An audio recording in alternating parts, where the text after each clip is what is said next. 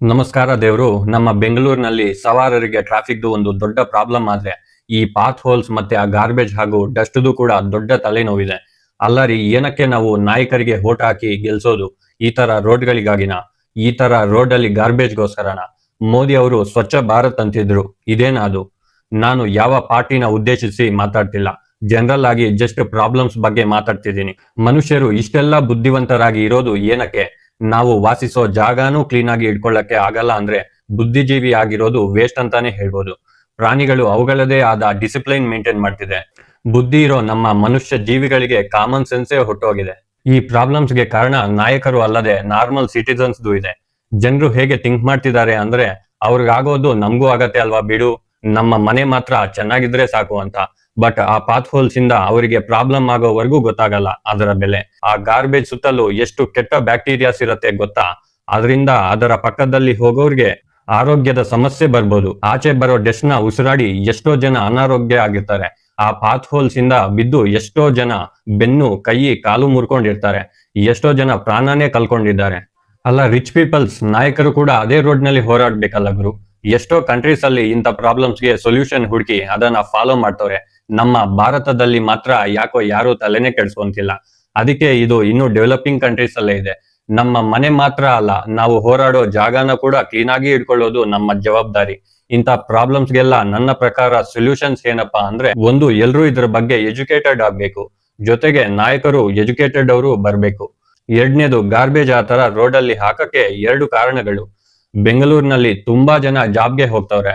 ಬೆಳಿಗ್ಗೆ ಅವರು ಬೇಗ ಮನೆ ಬಿಡ್ತಾರೆ. ಅವರು ಮನೆ ಬಿಟ್ಟ ಮೇಲೆ ಗಾರ್ಬೇಜ್ ತಗೊಳ್ಳೋ ಆಟೋ ಬರುತ್ತೆ. ಅವಾಗ ಅವರು ಆ ಗಾರ್ಬೇಜ್ ನ ನೈಟ್ ಟೈಮ್ ರೋಡ್ ಪಕ್ಕದಲ್ಲಿ ಹಾಕ್ತಾರೆ. ಮತ್ತೆ ತುಂಬಾ ಅಂಗಡಿಗಳ ಹತ್ರ ಡಸ್ಟ್ ಬಿನ್ಸೇ ಇರಲ್ಲ. ತುಂಬಾ ಜನ ಪ್ರಜ್ಞೆ ಇಲ್ಲದೇನೆ ರೋಡ್ ಮೇಲೆ ಪ್ಲಾಸ್ಟಿಕ್ ಬಾಟಲ್ಸ್, ಪೇಪರ್ಸ್ ನ ಹಾಕ್ತಾರೆ. ಹಿಂಗಾಗ್ದಿರಾ ಇರ್ಬೇಕಂದ್ರೆ ಐದರ್ ಗಾರ್ಬೇಜ್ ಆಟೋಗಳು ದಿನಕ್ಕೆ 2 ಟೈಮ್ ಬೆಳಗ್ಗೆ ಮತ್ತೆ ನೈಟ್ ಬರ್ಬೇಕು.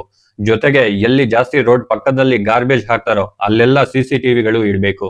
ಇಲ್ಲ ಅಂದ್ರೆ ಅಂತ ಜಾಗದಲ್ಲಿ ದೊಡ್ಡದಾಗಿ ಸಿಮೆಂಟ್ ನ ಡಸ್ಟ್ ಬಿನ್ಸ್ ಆದ್ರೂ ಕಟ್ಬೇಕು. ಮತ್ತೆ ಎಲ್ಲ ಶಾಪ್ಸ್ ಹತ್ರ ಪಕ್ಕ ಡಸ್ಟ್ ಬಿನ್ಸ್ ಇರ್ಬೇಕು.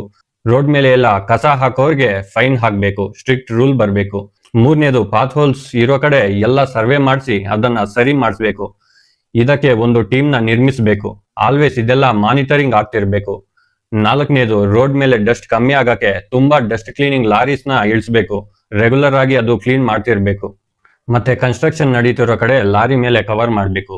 ಚಕ್ರಗಳಿಗೆ ನೀರು ಹೊಡೆದು ಕಲ್ಸ್ಬೇಕು. ತುಂಬಾ ಕಂಟ್ರೀಸ್ ಅಲ್ಲಿ ಇದೆಲ್ಲ ಆಲ್ರೆಡಿ ಫಾಲೋ ಮಾಡ್ತವ್ರೆ. ಜೊತೆಗೆ ಇದೆಲ್ಲ ಬೇಸಿಕ್ ಸೆನ್ಸರಿ ಸಿಸ್ಟಮ್ ಹಂಗಿದೆ, ಏನ್ ಮಾಡೋದು?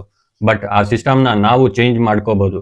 ಎಲ್ಲಿ ಪ್ರಾಬ್ಲಮ್ಸ್ ಇರುತ್ತೆ ಅಲ್ಲೆಲ್ಲ ಜನರು ಒಂದು ಕಮ್ಯುನಿಟಿ ಕ್ರಿಯೇಟ್ ಮಾಡಿ ಯೂನಿಟಿಯಿಂದ ಕಂಪ್ಲೇಂಟ್ಸ್ ನ ರೈಸ್ ಮಾಡಿ, ನಿಮ್ಮ ವಾಯ್ಸ್ ನ ರೈಸ್ ಮಾಡಿ, ನಾಯಕರ ಹತ್ರ ಹೋಗಿ ಪ್ರಾಬ್ಲಮ್ಸ್ ನ ತಿಳಿಸಿ.